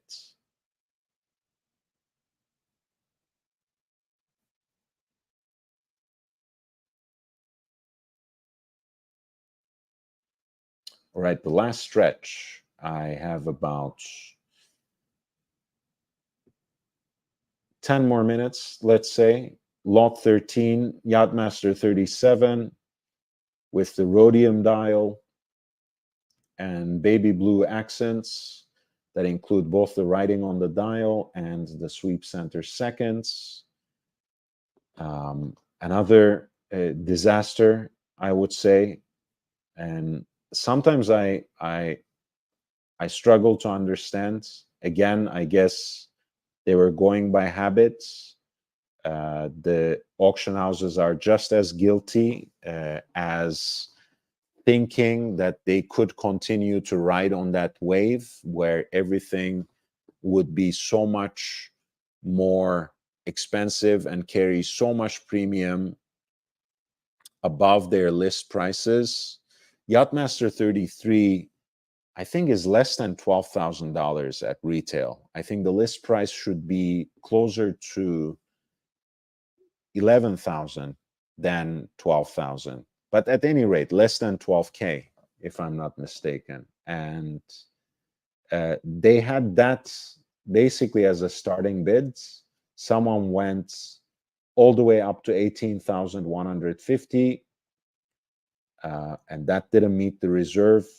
And the buy it now price, which was set at 21,600, I have to say, for this market, in this economy, as they say in the US, truly delusional. I'm not surprised that especially this one did not sell as much as I like the aesthetics of this model. The left-handed Destro GMT, the so-called sprites, going with the theme of naming Rolex GMT Master pieces after everyone's favorite soda. This piece caught a lot of people off guard when it was first released in 2022. It was hard to make sense of it.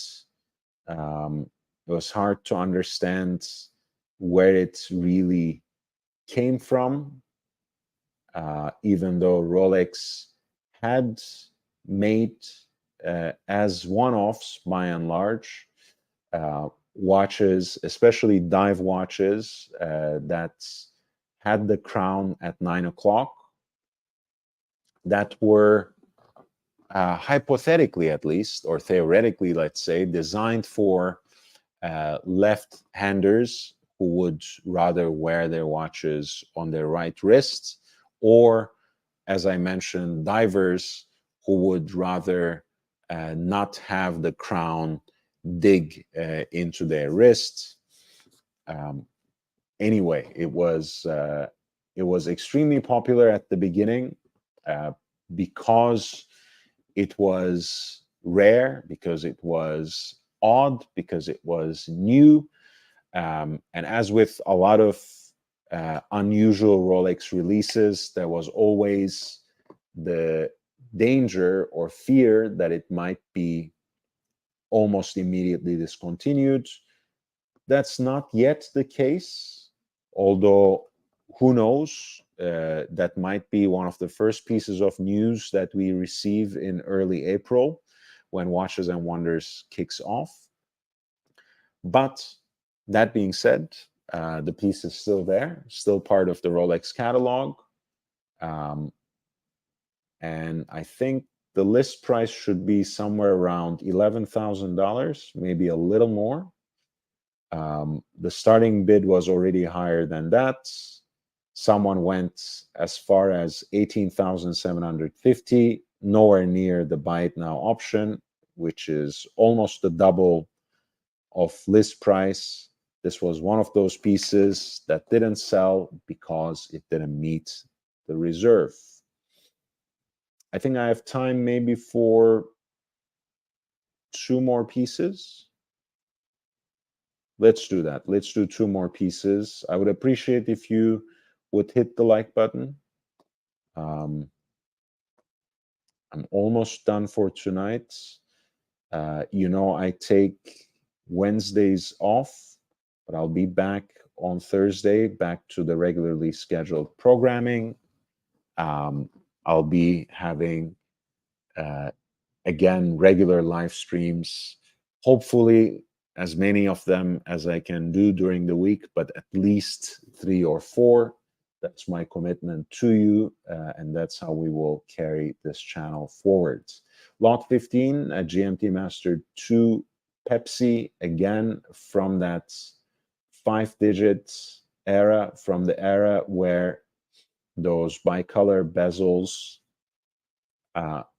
those bezel inserts were still rendered in aluminum.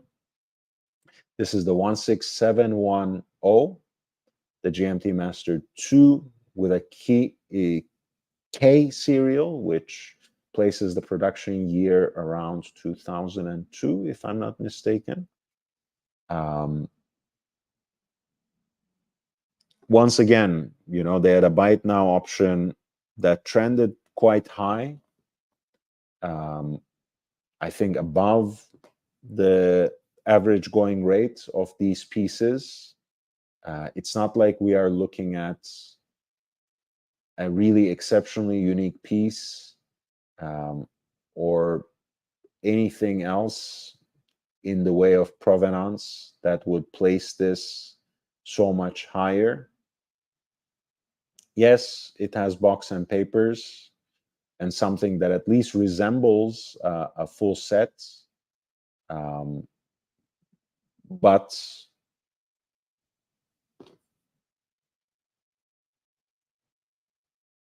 yeah,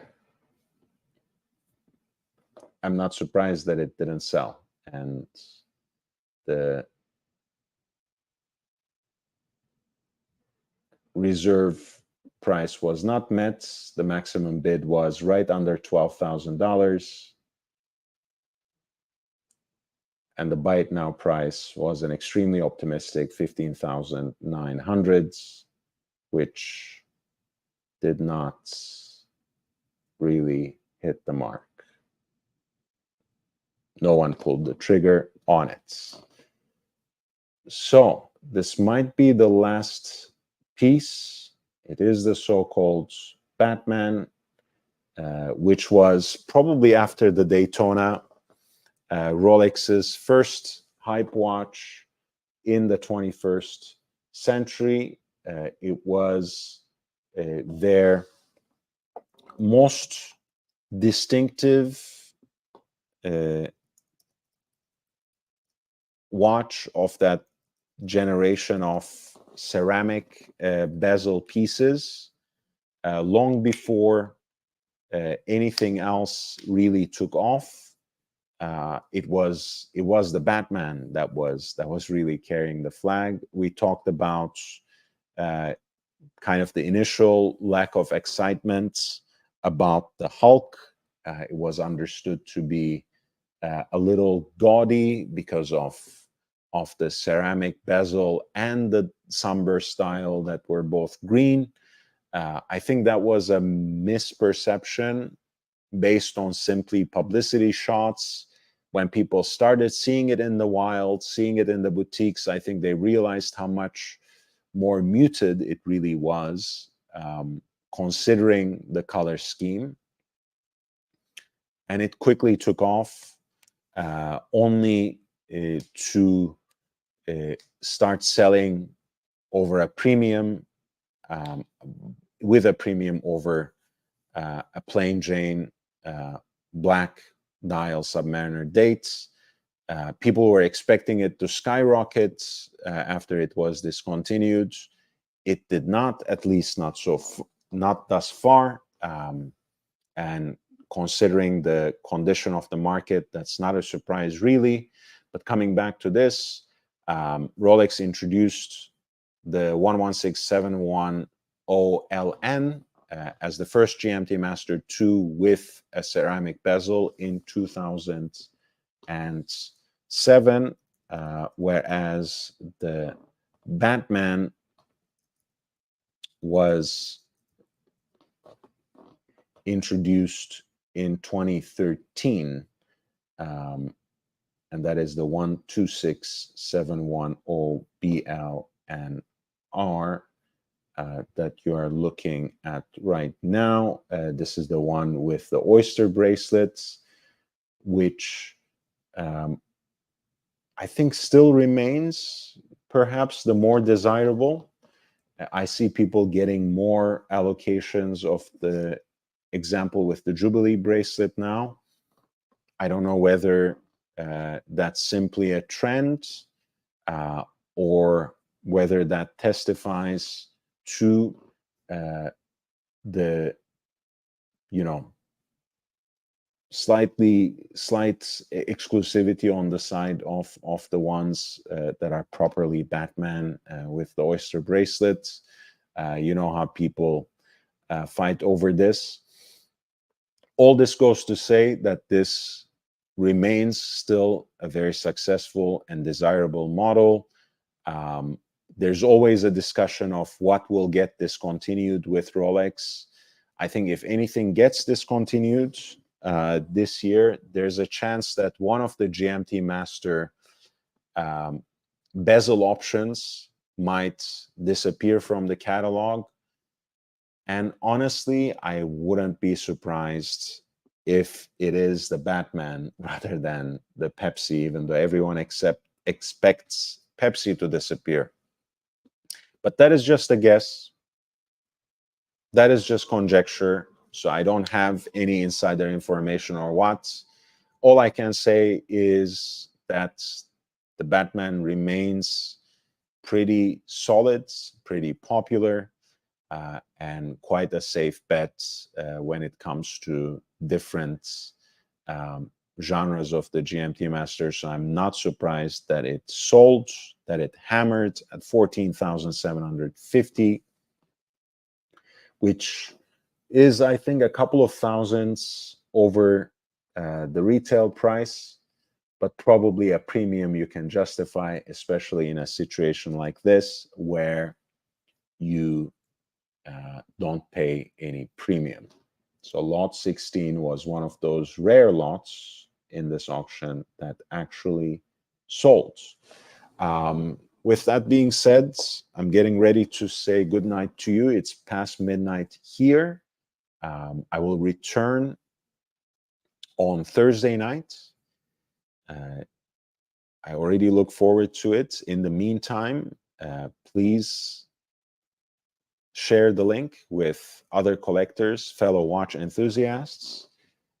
If you want to support the channel, hit the like button, leave a comment after the live stream ends. That's always very helpful in boosting the algorithm a little bit, so these videos and my channel more broadly gets in front of more eyes, gains a little more exposure. Beyond that, if you want to contribute, you know, you have all these options on YouTube, of course, which you can use at any moment during the live stream. And actually, in addition to your comments, once the live streams end as well, you can, of course, also follow the links and contribute in that way. The reason I'm asking you this, again, is pretty self-evident to me, but I will repeat it. This is an independent platform that is at the behest of its audience. I serve you and you only, which means, again, I also depend on your contributions so I can provide more content for you and trust that everything you contribute to the channel comes back to you in terms of the quality and quantity of content. The memberships are a great option, and the members have exclusive access to certain contents, which will start expanding starting already by the end of this month. So I appreciate you all. I'll see you on Thursday. Until then, stay safe, stay healthy, wear and enjoy your watches. I'll see you in the next one. Take care.